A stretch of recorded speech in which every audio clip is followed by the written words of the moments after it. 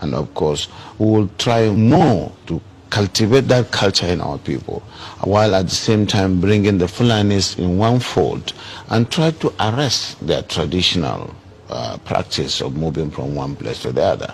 And that is very big, an uphill task. But I think we can communicate with them more, because to them they don't have borders from Cameroon to Nigeria. But that's the thing, Excellency. How do we ensure that those who will be participating in this federal government largely funded program will be Nigerians? In terms of the funding? No, in terms of the operations. Operations. You said to bring in the Fulanis together. We have Fulanis from other countries. The issue of misconception, I said there is a lot of mistrust and misconception with regards to the Fulani man. The Fulani man is a global or an African person. He moves from the Gambia, from Senegal, and his nationality is just a Fulani man. And as a person, I may have my relations in the Cameroon, but they are also Fulani men. I have relations because from the maternal side, I'm a Fulani man. And that is why we want to educate people. A Fulani man sees himself as a Bayelsan, as somebody coming from the Niger Delta, because he speaks the Niger Delta language, which you and I don't. And of course, we would have to just take this as part of our own heritage, something that is African, and that we cannot just close the border and say the Fulani man is just a Nigerian or this. No. In most cases, the crises are precipitated by those outside Nigeria. When there is a reprisal, it is not the Fulani man within Nigeria that causes it. It is that culture of getting revenge, which is embedded in the tradition of the Fulani man, that attracts reprisal from all over the world. If I understand, does that mean that those Fulani men who are maybe domiciled in other countries, who move around, they can come into the country and this plan will accommodate them as well? Yes, that's what we want to do. But it has to be done through sensitization, telling them you have to buy in the project, and you use the language, the culture itself to be able to convince them, away from the mistrust where the whole system of transhumance or pastoralism is criminalized. Criminalization of pastoralism is the problem that we have with this project, and it requires people with passion who understand them and who they believe in, people like us from that part of the country, to say yes, we have this. Because today there is no limit to the accusation that this and that has happened and it is the Fulani man who caused it. There is no tribe that is not that you don't have this criminality in, but certainly the way and manner we do it is really exacerbating the crisis and the problems. Will there be any form of documentation of all the people that will be, yes, we are taking that? Oh yes, that is going to give Nigeria the opportunity to really have the best in terms of documentation in the demographics, because as I said, the Fulani man settles anywhere he can feed his cattle. And so if they are put in one place and they are made to understand that this is to save them and their animals, they are exposed to the vagaries of the forest and what is going on, cattle rustling, killings and what have you, and that's why it is important for them to understand that staying in one place is good. And of course, in terms of the best practice of carrying the meat, the cows and the let's stay with that security angle for a bit. Is there going to be this plan going to be a fenced enclosure where anyone who comes in is secured, so there is no one that can just come in from anywhere else? No. It is going to be a colony, and a colony does not require a fence. You will understand the reason. You will understand the reason why people are concerned, because of all the security issues that have been happening over time. So if that's... These forests are there anyway. If you don't occupy them and create a colony out of them, they create places for the criminals. And today, that's why you have the Zambeza forest, because it is not being utilized. But Your Excellency, much as yes, I mean, they are fantastic. We have met a lot of them who are Fulanis as well. But the concern too is, why should federal government use resources for this country to accommodate Fulani men who are not Nigerians? You see, as I said, we are already accommodating them. Do you delineate and then really know who is not a Fulani man from Nigeria? They are all Nigerians. Because I said their identity, their own citizenship is Nigerian, even though we have relations all over the world, all over Africa. And so, presumably they are Nigerians. I think you get me. That is the misunderstanding. They move from one place to the other, and they have relations, kith and kins in all the parts of the country, and even outside the country. So that is why our own population is fluid. We can certainly not say this is the population of Nigeria. So our message to these foreign terrorist organizations is we will treat you like we have treated Al-Qaeda. We will find you, we will map your networks, we will hunt you down, and we will kill you. We know exactly who these people are. We know what networks they work with, what foreign terrorist organizations they're a part of. We know where they're going, where they originated from, what they're carrying. And they know we know. So the Department of War is not going to degrade or just simply arrest.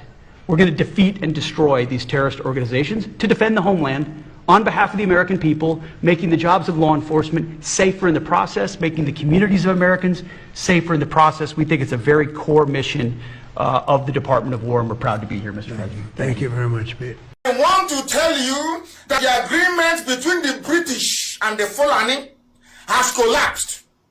And the only person that collapsed it is Trump. I want the world to understand this. The crimes you have in the north, the insecurity you have in the north is as a direct consequence of their own action. They groomed them. Al-Qaeda in the Maghreb, ISIS in West Africa, Boko Haram, Fulani headsmen, bandits, all of them. Who brought them to Nigeria? It's Fulani. Fulani brought them into Nigeria. El Rufai brought them in. Bauchi state governor brought them in. Are you people deaf and dumb and stupid? When you come out and you pretend, oh, we are one Nigeria, go and show me. Somebody was asking, where is the boundary, where would the boundary of Biafra begin? And I asked the fool, where did the boundary of Nigeria begin? People from Niger come in and go as they like. Most of these idiots are from Niger. They are building a pipeline to Niger. They are building a railway line to Niger. They are building roads to Niger. Whereas where the money comes from, which is Biafra land, we don't have those infrastructure. No, we don't. But you're taking our money. You come to Izombe, you come to Ohaji, you come to Ebema, you come to Aguleri, you come to Ebonyi. You take our resources, sell it, get the money, and now you're building the way to Niger Republic. And you want me to be happy with you? Clap for you. Oh, Nigeria is doing well. One Nigeria. I think you are insane. You come to my land, you take our oil, you take our gas, you take our manpower, you take everything, our VAT, our tax that we pay. You are now building a road from Katsina to Niger, airport in Niger, refinery in Niger. You take oil, crude oil from my land, you take it to Niger, you refine it, you bring it back to me as a refined petroleum, or as PPS as you call it.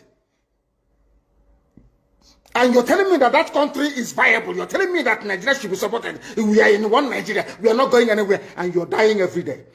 Because those that they appointed to speak for you, they gave them money and positions. So that they will come out on the pages of newspapers to give the world the misleading impression that everything is okay, when things are not okay.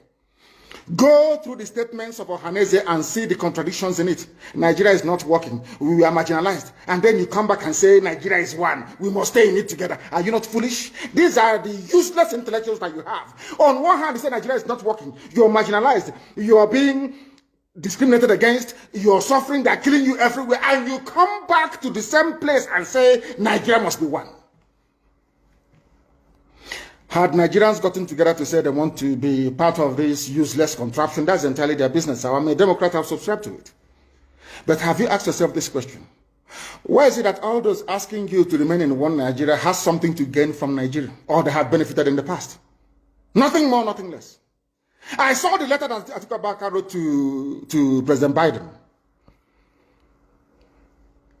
In it, Atiku Abubakar said to come and help us fight terrorism, in order to ensure that there will be no regional destabilization. That is their game plan at the U.S.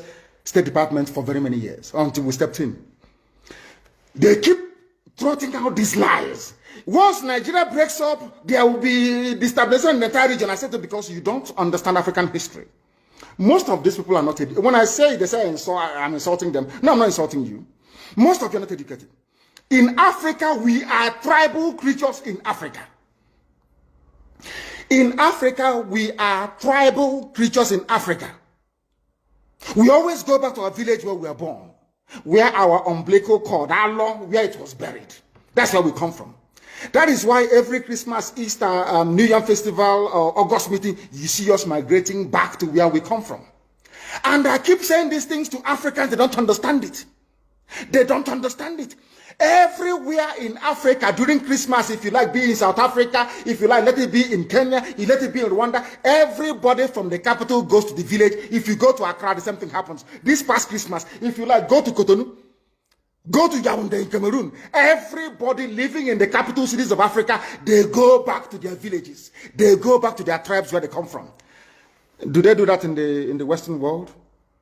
During Christmas, these people migrating from, oh, I come from Florida, I'm going to Florida. No, you don't. Because people come from where they are born.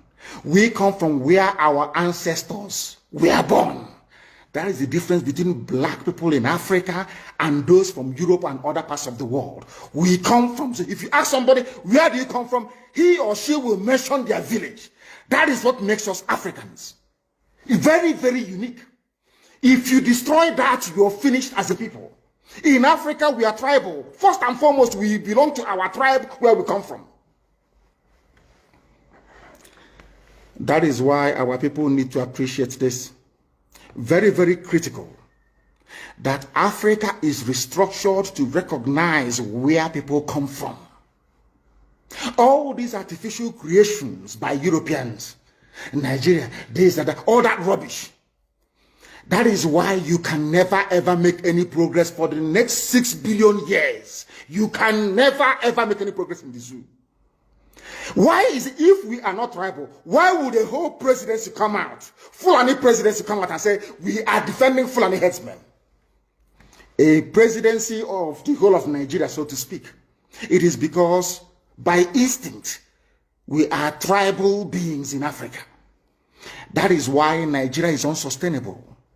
That is why the man from Ishekiri has to vote to say, this is where I want to belong to. That is why referendum is the only way forward. That is why Africa is poor. Africans must recognize that this is who we are. You cannot live in Lagos if you're an Igbo man. During Christmas, you start traveling to Sokoto. It's impossible. You must go to Igbo land. You must. That's where you come from. And if they ask you, oh, but you were born in Lagos, you will say, no, that's where my parents come from. They ask your parents will say, that's where my parents come from.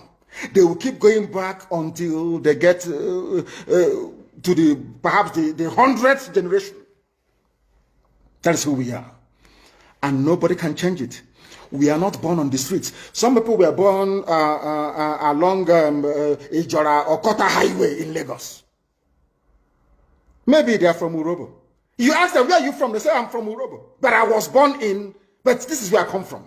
That is who we are. That is why all these useless, idiotic countries created in Africa cannot survive. It can never ever survive. And how do we stop it? Only a revolution can stop it. Only a revolution. If you like, keep postponing it. If you like, keep putting it off forever and ever. Only a revolution can solve this very problem, because under a revolution, the powers that be, those that be making your life a misery, will be overthrown. Nobody will say it's a coup anymore. It is called popular uprising. Don't let anybody deceive you. Don't let anybody deceive you. And that is why today some soldiers are listening and they are resigning from the army. How can you be a soldier in the Nigerian army and your village is being occupied by Fulani headsmen? Imagine those from Oyo or Ondo serving in the Nigerian army. These are my Yoruba brothers who are serving in the Nigerian army. You are from Yoruba, you are serving in the Nigerian army, doing one Nigeria. But your village is being occupied by a Fulani. The same people you are serving, or you claim you are serving, your village is under occupation by them. And to make matters worse, those you are serving under their flag, one Nigeria, and the Arabic inscription, or should I say the motto of Ottoman Danfodio, to tell you how foolish Nigerians are. You don't know that the Nigerian emblem, the army emblem of Nigeria, is the motto of Ottoman Danfodio that he used to conquer Hausa people. You don't know that it is there. That's what they're using. You're fighting under the banner of your conquerors. Maybe in Sambisa forest. And now they are sending their advanced strike force into your village. And you're doing one Nigeria. I'm a Nigerian soldier. I'm a Nigerian army. That is why I commend the 127 soldiers that have resigned so far from the army. If you don't do these things I'm asking you to do, you will, when the time comes, as I'm telling them now, remember 2015, remember 2014, remember 2013, I told you all these things. I told you what was going to happen, and now they have all happened before your eyes. You've seen it. I'm warning you now. If you're serving in the Nigerian army, and you think you're loyal to Buratai, you think I'm serving my Nigeria is not a fatherland or motherland to anybody. Nigeria is not a motherland or fatherland to anybody. Nigeria is purely a British creation. A British creation.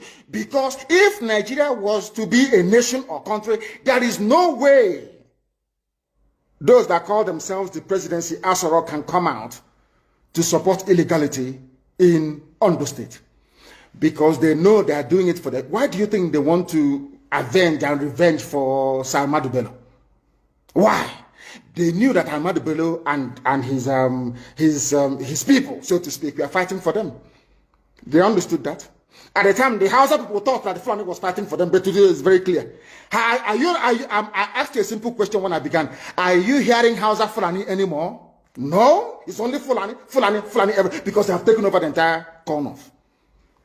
That is one thing you need to understand. People must begin to appreciate